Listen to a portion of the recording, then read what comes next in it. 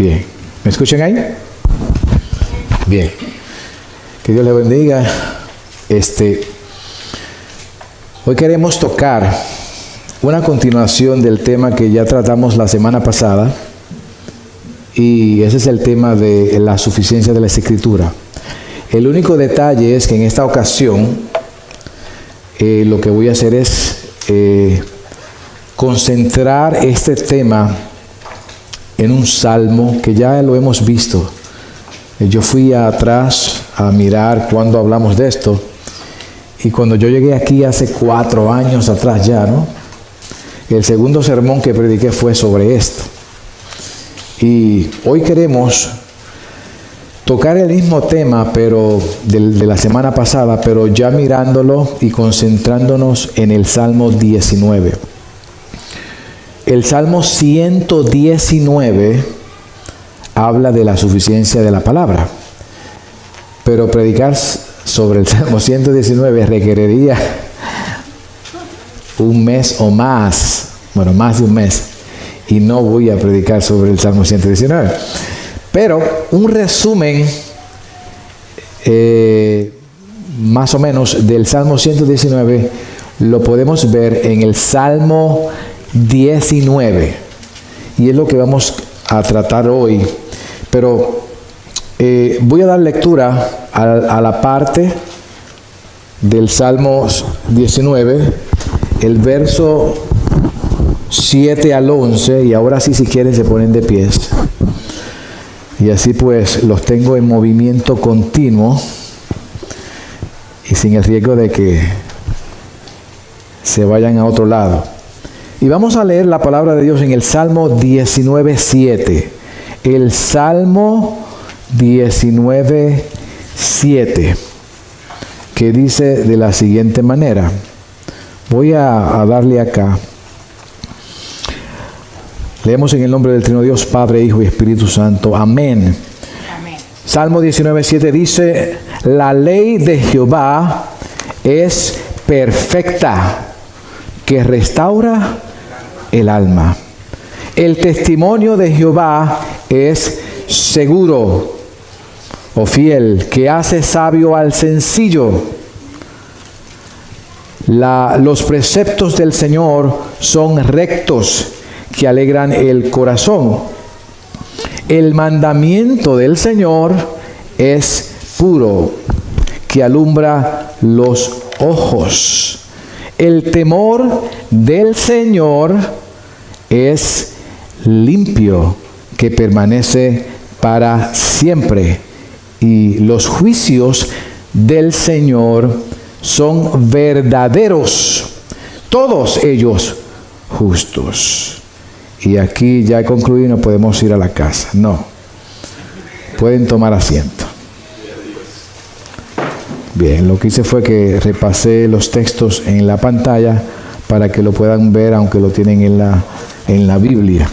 Ahora, hermano, escúchenme bien. Quiero que no se distraigan, apaguen los celulares, suelte el problema. Mira acá, enfocados. Que ya sabemos y hemos aprendido, y esto no, que no se quede en aprendizaje en la mente, sino en la práctica, que cuando exponemos, predicamos la palabra de Dios, estamos escuchando ¿a quién? A Dios mismo. Hablamos de la autoridad de las Escrituras, hemos hablado de la necesidad de las Escrituras, y tratamos ahora el tema de la suficiencia de las Escrituras, y entendemos ya, estamos bastante agradecidos para entender que cuando hablamos de las Escrituras y predicamos acerca de ellas, no soy yo el que hablo, sino es Dios a través de el vaso que esté hablando en ese momento. Y quiero comenzar con una introducción, y hay mucho que se puede hablar. Solamente los 3 puntos que yo le voy a hablar como introducción podrían ser un mensaje cada uno. Pero simplemente para introducir, hay muchos pensamientos, muchas filosofías, muchas prácticas que atentan en contra de la suficiencia de las Escrituras. Este libro que están viendo aquí, la palabra de Dios. Y muchas de estas cosas compiten por tomar o compartir la misma autoridad que la palabra. Y a veces en lo que es nuestro sentir, nuestro pensar, nuestro decir, de que bueno, es suficiente. Si hay algún asunto, tú vuela, no esperes por mí, ¿oíste? Tenemos aquí una situación que no podemos hablar, estamos en cámara. Pero tú arranca por ahí y olvídate del mundo entero. Eso fue una pausa. Y a veces es mucho lo que podemos expresar con nuestros labios, pero en la práctica no le hacemos honor a lo que hablamos con nuestros labios. ¿A qué me refiero? A veces podemos decir que la palabra de Dios es autoritativa, es la regla de fe de conducta de nuestras vidas. Podemos decir que la palabra de Dios es suficiente, pero en la práctica no lo estamos practicando, no lo estamos haciendo, no lo estamos ejecutando. Realmente no estamos creyéndolo y no lo practicamos. Y hay tres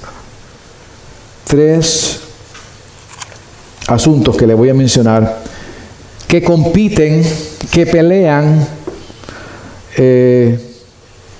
por tomar un lugar de igualdad a la palabra de Dios, o al menos hacer un plus, algo adicional a la palabra de Dios, como si la palabra de Dios no fuera suficiente. ¿Cuáles son estas tres que les voy a mencionar rápidamente? Primero, la psicología o la psiquiatría. Y de esto podemos hablar, y cuando Dios me toque podremos tratar este tema solo. La llamada psicología, que hace un siglo y algo que realmente se comenzó este conocimiento, sobre todo lo que se llama la psicoterapia, por los inventores de como Freud, Kozlo, está Skinner, y hay otros, Jung. Esos son nombres de estas personas que iniciaron esta filosofía, esta llamada ciencia. La psicología no es una ciencia, es una pseudociencia. No puede ser, no es una ciencia dura. Las ciencias duras son aquellas que pueden poner en un tubo de ensayo ciertos asuntos y se puede probar. Cuando se hacen repeticiones de eso, se puede probar que es ciencia. La psicología no es una ciencia dura, es una pseudociencia. La palabra pseudo significa falsa ciencia. Es un conocimiento, pero no se puede comprobar en muchas formas. Eso lo podremos hablar en otro momento. El punto es que desde que salió esta pseudociencia, la psicología o la psiquiatría, o mayormente la psicoterapia, muchos de los pastores, ministros, y ya para el tiempo de los 1960, 70 y 80 y hasta el día de hoy, han querido agregar a la palabra de Dios esta ciencia como que es algo necesario, porque la palabra de Dios no es suficiente. Bastaría decir que, imagínese usted al apóstol Pablo, al apóstol Pedro, al apóstol Juan y toda esta gente a la iglesia primitiva cogiendo terapia y psicoanálisis con un psicólogo. Eso no existe en la Biblia. La psicología apenas tiene un siglo de existencia. Y se ha dado ahora el asunto de tomar a las escrituras más algo más. En este caso, la psicología. Pasamos al otro punto porque solamente estoy de pasada. También está lo que se conoce como el movimiento de iglecrecimiento. Iglecrecimiento tiene que ver con lo que se conoce como hacer o usar métodos para que la iglesia crezca. Cosa que a mí me encantaría hacer aquí. En el sentido humano, para que esta iglesia crezca y ya tuviéramos que buscar otro edificio. El asunto que es que esta metodología no es bíblica, es mundana y es una manera de atraer personas, pero no de ver personas regeneradas y cristianas. ¿Me siguen? Entonces, esto ya en el tiempo también de los 60, 70 y en los 80 sobre todo, entró el movimiento que se llama The Seeker Friendly Movement, el movimiento de buscadores sensibles, donde usted hace un culto, un servicio o una iglesia o los programas de cierta forma que pueda atraer a la persona impía a la iglesia. Le ofrece cosas y ellos vienen y las iglesias crecen. Esta metodología que viene del marketing. Marketing es de la idea del mercadeo, de la venta. Y eso funciona bien en la venta, pero la iglesia no estamos en el asunto, en el negocio de ventas y de atraer personas simplemente por atraerlas, sino que Dios es el que trae las personas, las salva, las regenera y le sirven a Él.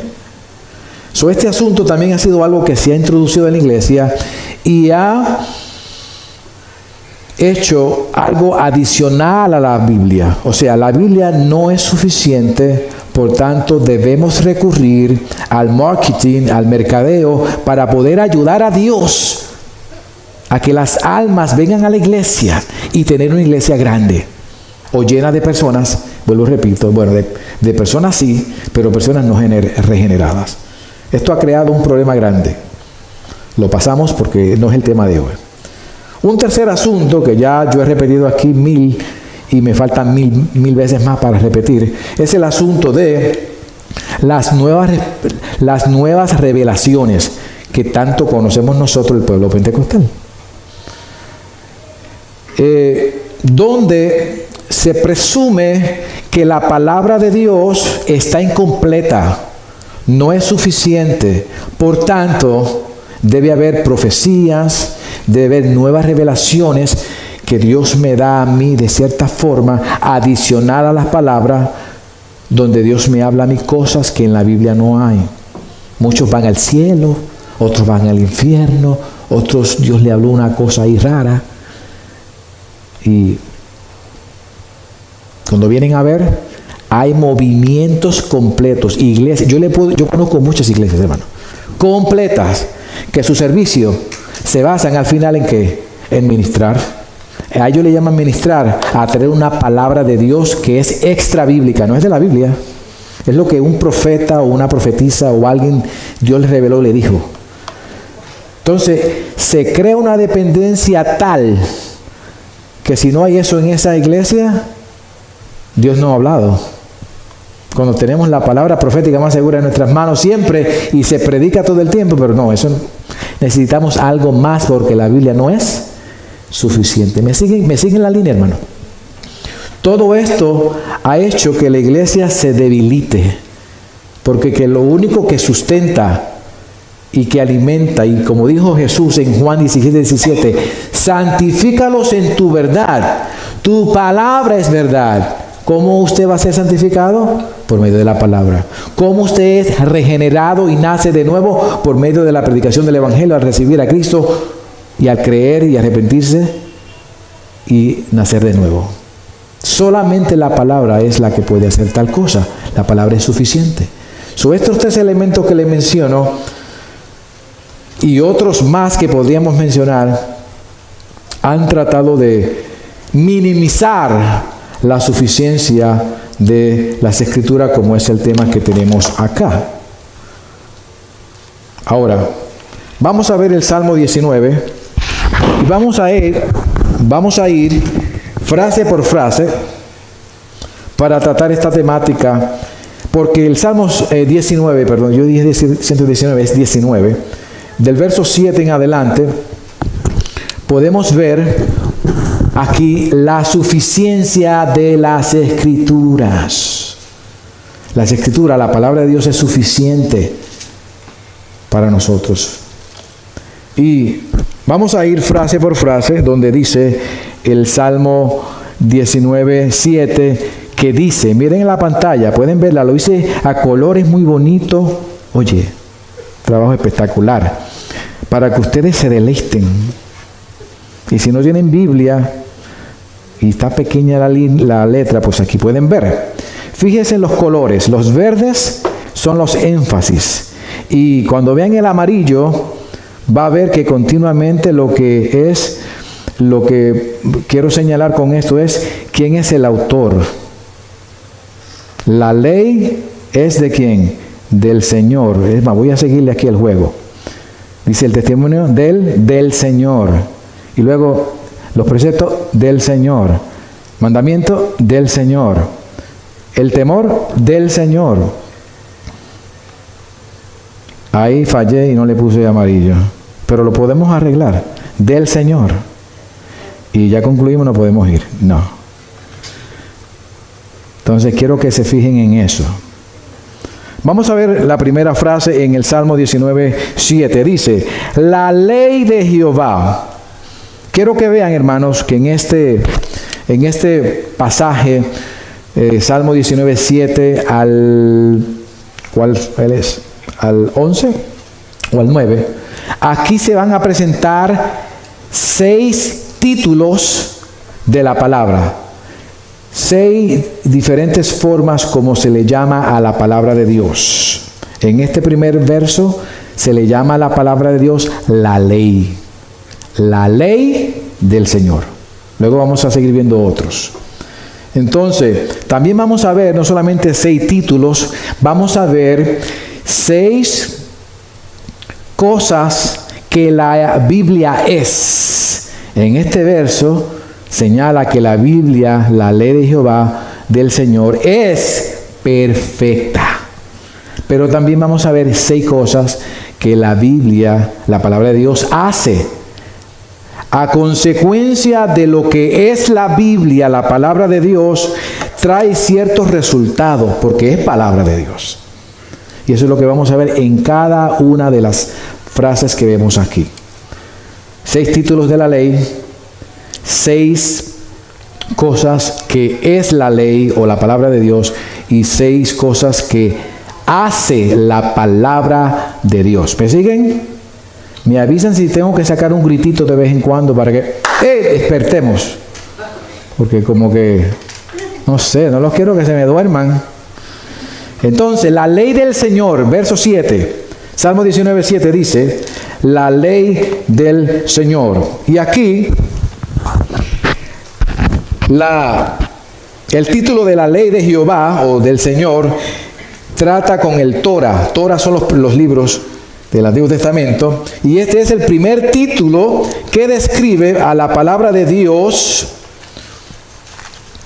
como ley, y ley es dirección, instrucción, es uno de los títulos favoritos con el cual se conocen las Sagradas Escrituras. La ley se refiere a la instrucción divina de las Escrituras. La ley de Jehová es la norma, es la regla de Dios para la conducta humana. Este es solo uno de las formas en la que se describe la palabra de Dios, como la ley, como la norma. Ahora, ¿cómo es esta ley? ¿Cómo es? Bueno, si ven ahí dice que la ley del Señor es, ¿cómo es? Perfecta. Wow. ¿Y sabe qué? Perfecta, cuando usted va al original y investiga en el lenguaje hebreo, perfecta significa eso mismo. Perfecta. Que está completa, que no le falta nada, que es suficiente. Por tanto, la ley del Señor es suficiente. Está completa. No le faltó nada, porque es la ley de ¿quién? Del Dios Todopoderoso. Con ese texto nos podemos ir a la casa y acabó. Pero hay más. La palabra perfecta, esta es la primera característica que contiene a la palabra de Dios. o significa que es sin mácula, entera. Perfecta significa totalidad, que está completa. O sea, la palabra de Dios no tiene faltas ni defectos. Es integral, lo abarca todo, no adolece de nada, está completa, no necesita la ayuda de la psicoterapia, de las técnicas de mercadeo y mucho menos de las nuevas revelaciones, como mencionamos. ¿Por qué? Porque es perfecta, o sea, absolutamente suficiente. La palabra de Dios está completa, hermano. Si esto no lo despierta, no lo despierta nada. Ahora, ¿cuál es el beneficio que provee la palabra de Dios, o en este caso el título que le da, la ley de Dios? ¿Cuál es el beneficio? Pues ahí claramente ustedes verán que dice el beneficio, que la palabra de Dios convierte el alma. Esta versión dice, restaura el alma. Y este es el primer beneficio que provee la obediencia a la palabra de Dios. La palabra convertir, o aquí usa la palabra restaurar, se traduce en otras versiones como lo siguiente. Escuche todos los sinónimos de esta palabra, restaurar o convertir el alma. En otras versiones la encontramos como restaurar, dar nueva vida, revivir, reanimar, refrescar el alma. Eso es lo que hace la ley del Señor, que es perfecta. Restaura, revive el alma.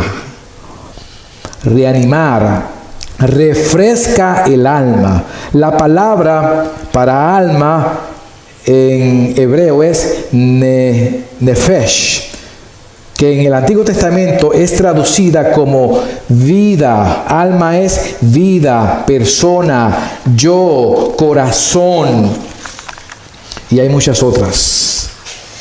Pero el significado habla del ser interior. Cuando se habla de alma, está hablando de tu ser interior, o el ser interior de una persona. Entonces, Dios mismo afirma y garantiza que su ley, que es perfecta, que es completa, tiene el poder y la habilidad de convertir, de restaurar, de dar nueva vida, de revivir, de reanimar, de refrescar, de transformar todo el ser interior de cualquier ser humano. No importa cuán ateo diga que sea esa persona. La ley de Jehová, la ley del Señor, está completa y puede restaurar a cualquier individuo desde su interior. ¿Están entendiendo el poder de este texto? Un ejemplo que podemos ver de esto es en 2 de Timoteo 3:15, donde el apóstol Pablo, dirigiéndose a su hijo espiritual Timoteo, le dice así. 2 de Timoteo 3:15 afirma que las sagradas escrituras, Timoteo, pueden darte la sabiduría necesaria para la salvación, para la conversión o transformación del alma o de tu ser interior. Eso es lo que Pablo le estaba comunicando a Timoteo. Wow, poderoso, ¿no? Entonces, dado que la palabra es la que convierte, restaura, da nueva vida, reanima, refresca, transforma al individuo, es la que se nos ordena enseñar y predicar en 2 de Timoteo 4:2. ¿Qué dice 2 Timoteo 4:2? Bueno, predica la psicología, ¿verdad? Predica el marketing. No, fallé, no dice así. ¿Sabe qué? No predique nada de esas cosas. Predica la revelación que Dios te dé en el momento. No, dice así. Dice, predica, y es un mandato lo que dice Pablo a Timoteo. Predica la palabra, la ley de Jehová, que convierte y transforma el ser interior. ¿Qué va a transformar el ser interior, hermano? De cualquier persona que esté aquí. Otra persona que escuche la palabra. A veces no lo hace inmediatamente, pero Dios va sembrando aquí y allá. La palabra es la que convence, la que transforma. La ley del Señor es perfecta, que restaura, que reaviva, que transforma al alma. ¡Wow! Tremendo. Vamos a ver entonces el verso 7. Estamos en Salmo 19:7. La segunda frase que dice, el testimonio del Señor. Y recuerden que todo lo que estamos hablando es que es de la palabra del Señor, porque es del Señor. Y aquí vemos el segundo título que describe la palabra de Dios. Es la revelación de Dios misma, dando testimonio acerca de quién es Él. Cuando se habla de testimonio, aquí se refiere al testimonio acerca de quién es Él. La Biblia nos testifica de quién es Dios y qué es lo que Dios desea de nuestras vidas. Por eso es el testimonio del Señor. La palabra de Dios es el testimonio del Señor que nos ha dejado a nosotros. Entonces dice, ¿cómo es este testimonio? Si ven aquí dice que el testimonio del Señor es que inseguro. ¿No? Es seguro. El testimonio del Señor es seguro. La versión Reina Valera dice, la palabra es fiel. Y la palabra fiel aquí significa que es segura. Como dice esta otra versión en el verso 7. Esta es la segunda característica que contiene la palabra de Dios. Y significa que es fiel, significa que es confiable, que es firme y veraz. O sea, la palabra de Dios es más cierta y segura que cualquier otra cosa. No hay fidelidad en los hombres, ni seguridad en confiar en sus conocimientos y promesas. Pero en la palabra de Dios podemos estar seguros que el testimonio que Dios da de Él y de todo lo que habla es seguro. Segunda de Pedro 1:19, un texto que yo cada rato lo cito aquí. Dice, segunda de Pedro 1:19 afirma que tenemos ya la palabra más segura, a la cual hacemos bien en prestar atención. Así que no se me duerma, porque si se duerme, usted no está prestando atención. Y Dios dice que la palabra segura, a esa ponga atención. Ya usted sabe, al bochinche no le ponga atención, ni al bochinchero tampoco. Pero a la palabra de Dios, que es más segura, a esa sí hazle caso. A las noticias, a la fake news, tampoco. Eso es bien inseguro yo. Pero a la palabra de Dios, a la noticia de la palabra de Dios, es segura. Hacemos bien, dice Pedro, a la cual hacemos bien en prestar atención. Entonces, es absolutamente fidedigna, confiable. La palabra es perfecta, es completa y plenamente segura. Fiel. Wow. ¿Y cuántos paquetes se nos venden? Somos humanos. Y a veces pues, paquetes me refiero a mentiras que creemos y se nos dicen. Pero Dios no. La palabra de Dios es segura, es fiel. Vamos a seguir. La palabra de Dios hace sabio al sencillo. Y aquí vemos ahora otro beneficio de la palabra de Dios. Y dice, hace sabio al sencillo o al simple. Esta versión dice que hace sabio al sencillo. Verso 7. Y este es el segundo beneficio que provee la obediencia a la palabra de Dios. La Biblia, la palabra de Dios, toma a los que proveen, o a los ingenuos, debo decir, a los que no saben la diferencia entre lo que debe valorar y lo que es basura, y los hace sabios. Usted no tiene que ser un intelectual, usted no tiene que ser un inteligente. Y sabemos que hay personas que no son muy inteligentes. Y hay otras que son listos. No tiene que serlo. Al usted confiar y aplicar las promesas de Dios, arraigarse del testimonio de Dios, dice que lo hará a usted sabio, lo hará sabio al sencillo, a usted que es simple. La palabra toma al demente simple, incapaz de discernir e ignorante, y hace de él una persona hábil en todos los aspectos de una vida santa. Esto demuestra el poder santificador de la palabra de Dios, que hace sabio aún a la persona que es simple y que tiene poca educación. ¿Cuántas personas yo no conozco? Y entre ellas una era mi abuela. No sabía leer ni escribir. Pero esa era una mujer sabia, porque le tenía una fe a la palabra de Dios, y aunque no podía leerla, la escuchaba o enviaba a alguien a que le leyera. Una mujer sabia, sabía cómo tomar decisiones. La sabiduría no es el tener conocimiento. Usted puede tener todo el conocimiento de educación que quiera y estar siempre metiendo las patas, como decimos nosotros, cometiendo errores por las malas decisiones que comete continuamente. Usted es inteligente, pero no es sabio.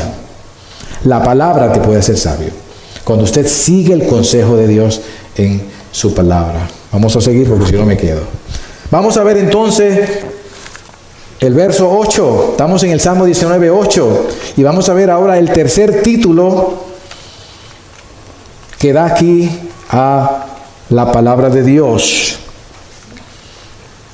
Dice que los mandamientos del Señor, o los mandamientos de Jehová, dice la otra versión, en el verso 8. Este es el tercer título que describe a la palabra de Dios. Es el conjunto. Los mandamientos son el conjunto de enseñanza y principios que el Señor quiere que conozcamos. ¿De qué se compone la palabra de Dios? De mandamientos.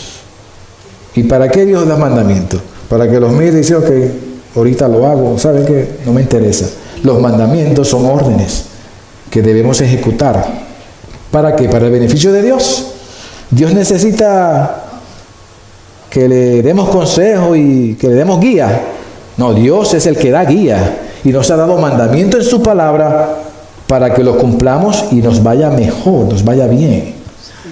Esa es la obediencia. Entonces, los mandamientos de Jehová es el conjunto de enseñanzas y principios que el Señor quiere que conozcamos y que pongamos en práctica. Conocerlo no es suficiente. Ponerlo en práctica es lo que hace la diferencia.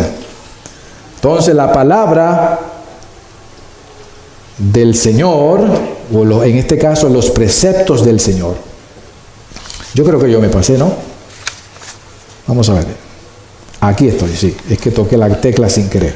El mandamiento del Señor es puro. Y ese es lo que es la palabra de Dios. Es puro o es recta, dice la otra versión, que viene del hebreo yashar, derecho. La palabra de Dios es pura. La palabra de Dios es derecha. No va a la izquierda, no te miente, no te engaña. Es pura, es derecha, lo que se refiere. Es recta. Esta es la tercera característica que contiene la palabra de Dios. O sea, la palabra de Dios nos señala un sendero recto. No nos lleva por el camino de la izquierda, sino el camino recto. Ella establece un camino derecho y verdadero para seguir. La Biblia nos dirige siempre por el camino recto en lugar de conducirnos por el mal. Salmo 119, 105 dice y afirma: lámpara es a mis pies tu palabra y lumbrera a mi camino.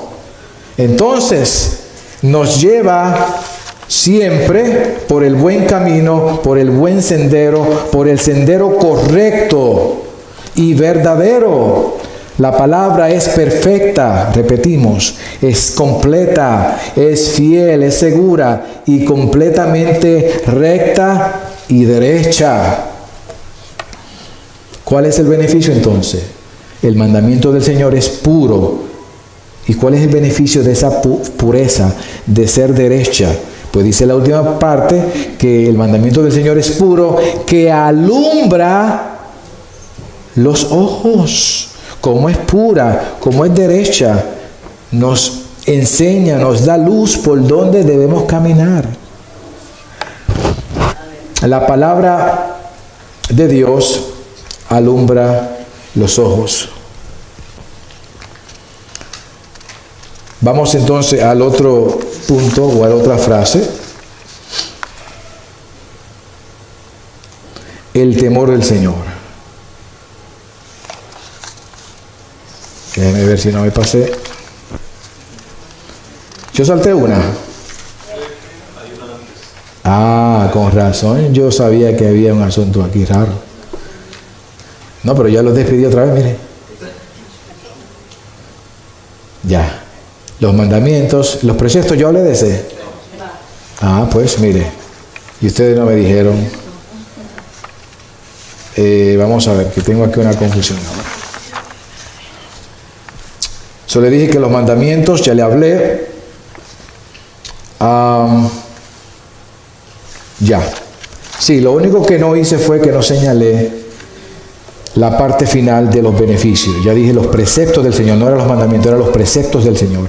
Son rectos, que alegran el corazón. Es la parte que no le mencioné. Y esto tiene que ver con el tercer beneficio que provee la obediencia a la palabra de Dios. La Biblia, donde encontramos los principios de Dios para la vida, son verdadera fuente de gozo para el corazón humano. La vida de gozo genuina viene como resultado de caminar de acuerdo a los principios, a los preceptos del Señor, que son rectos. Cuando los obedecemos, ¿cuál es uno de los resultados? Que va a traer gozo y alegría a nuestras vidas. La vida de gozo genuina viene como resultado de caminar de acuerdo a los principios divinos de la palabra de Dios. Amén. Bien, vamos a seguir. Ya hablé de los mandamientos, ok.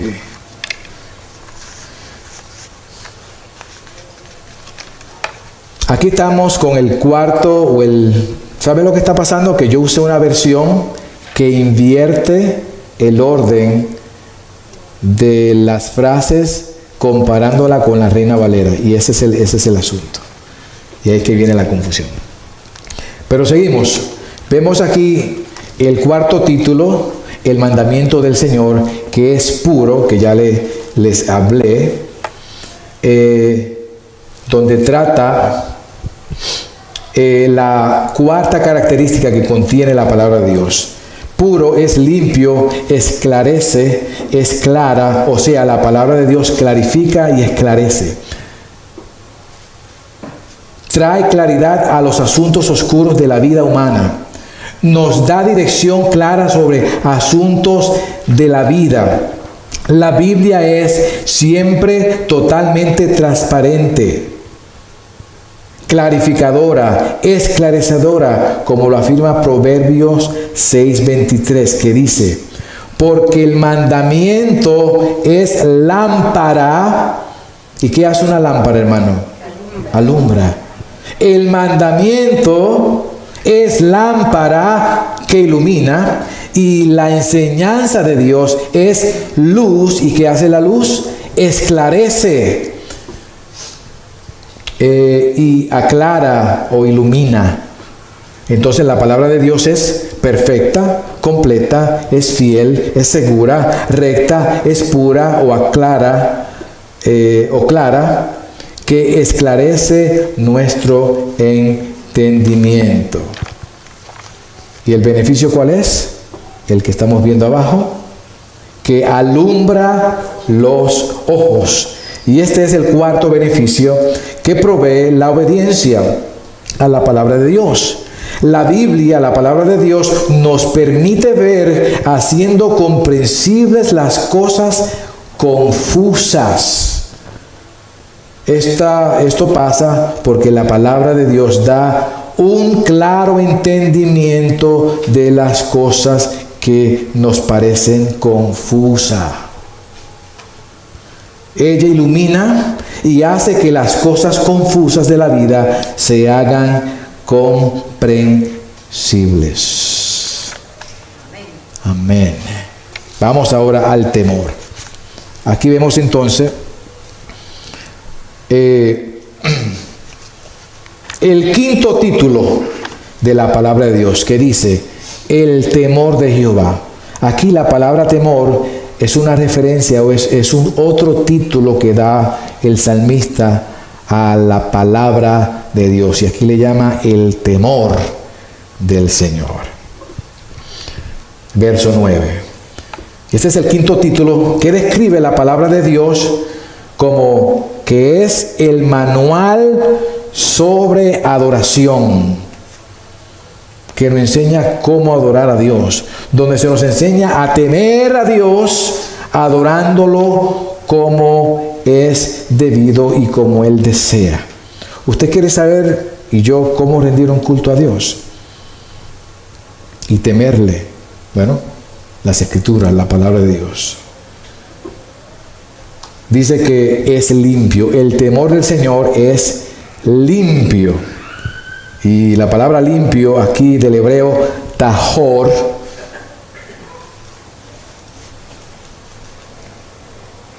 significa limpio, denota la ausencia de impureza, algo que está totalmente limpio, que no tiene impureza, no tiene suciedad, contaminación o imperfección. Es completamente limpia, es pura, perfecta. O sea, la palabra de Dios está libre de maldad, libre de corrupción y libre de errores. Eso quiere decir aquí limpio. La Biblia no tiene manchas, por eso es que está totalmente limpia. No contiene fallas ni defectos, como dice el Salmo 12:6. Las palabras de Jehová son palabras limpias, como plata refinada en horno de tierra. Tú sabes cuando se pone ese fuego de color rojo para limpiar y refinar, estar completamente limpio. Repito el texto del Salmo 12:6. La palabra de Jehová son palabras limpias, como plata refinada en horno de tierra, purificada, no una vez, ni dos, ni tres, dice aquí, purificada 7 veces.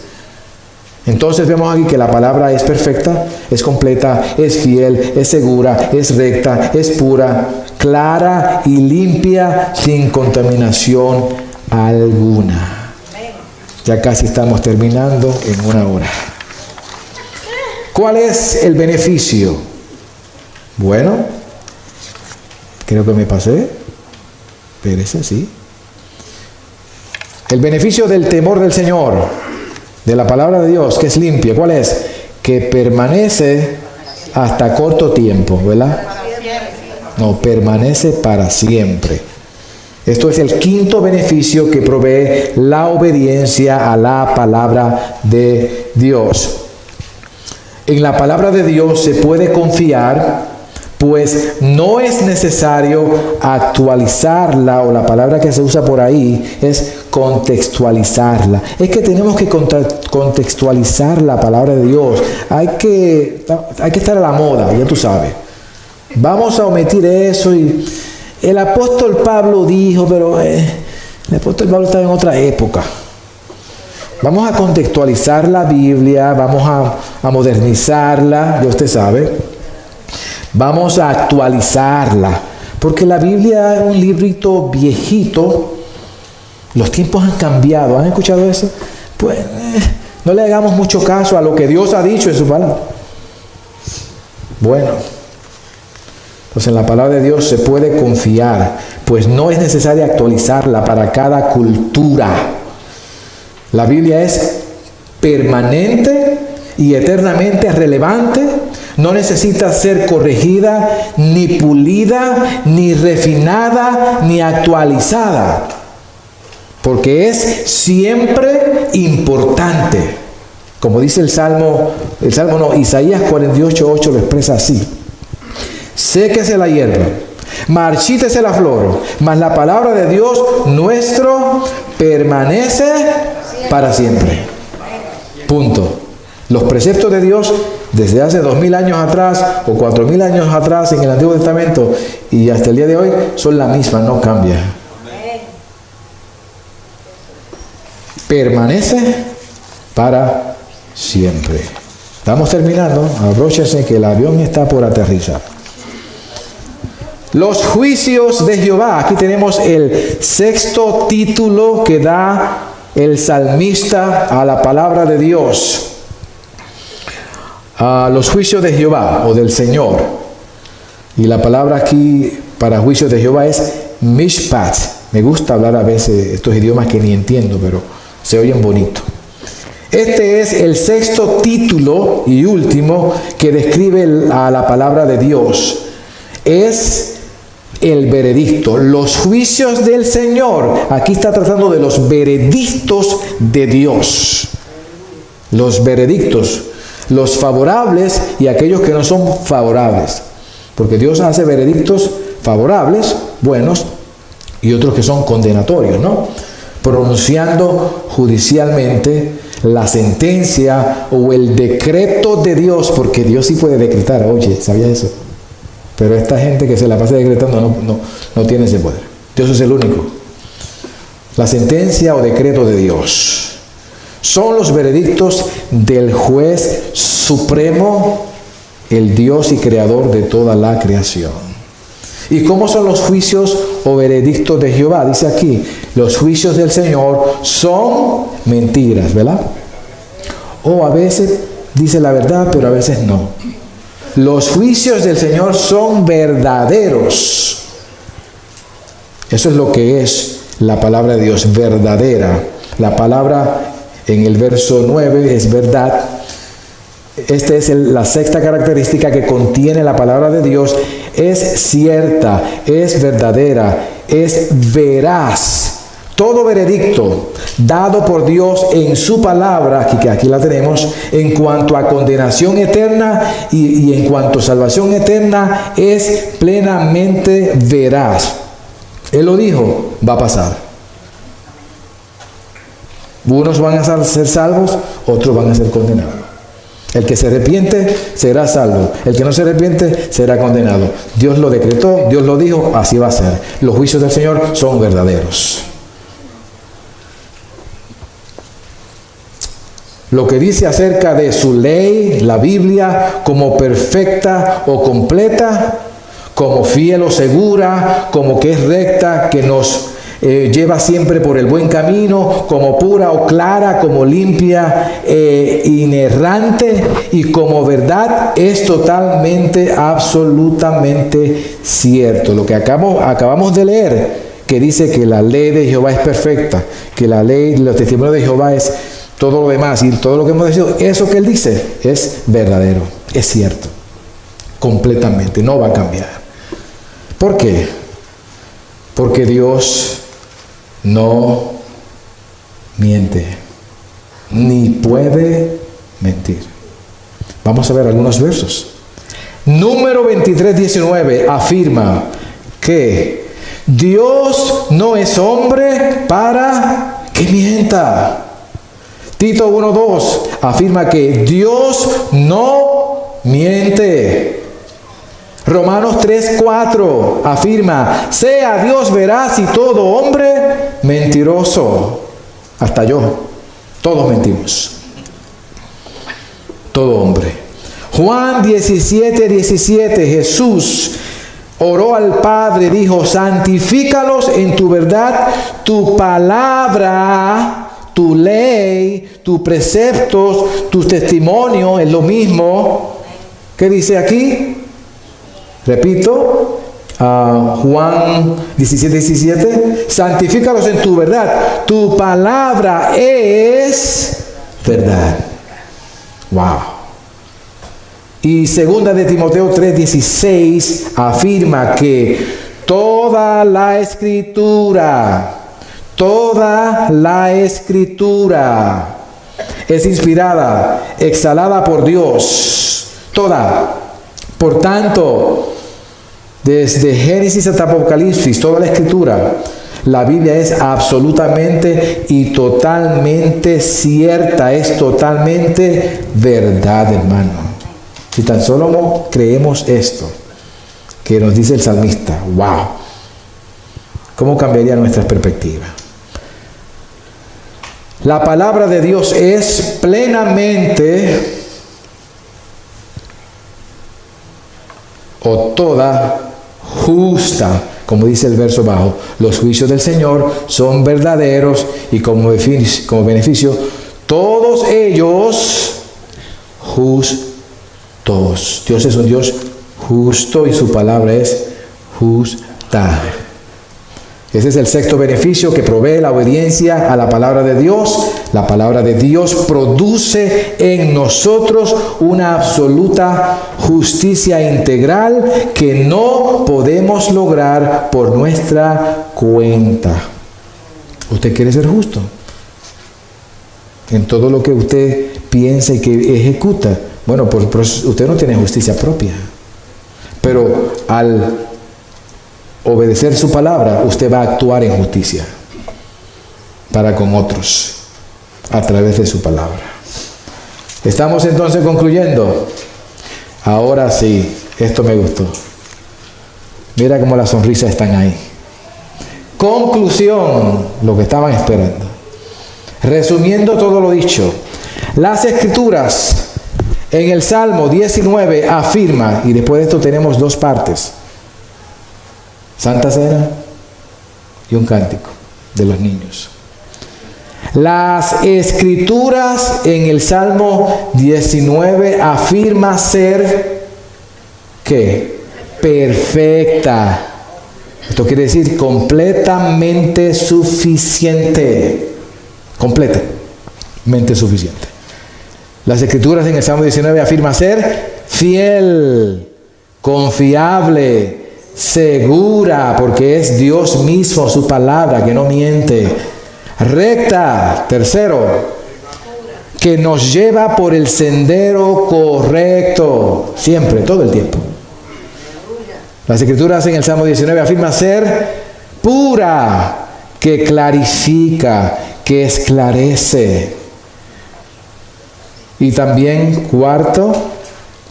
quinto, limpia. Las Escrituras en el Salmo 19 afirman ser limpia, sin corrupción, sin errores. Y estoy por ahí estudiando ya la doctrina de la inerrancia para ver si le traigo ahí un bistec encebollado espiritualmente de esa doctrina que es bien, está viendo problemas con ella.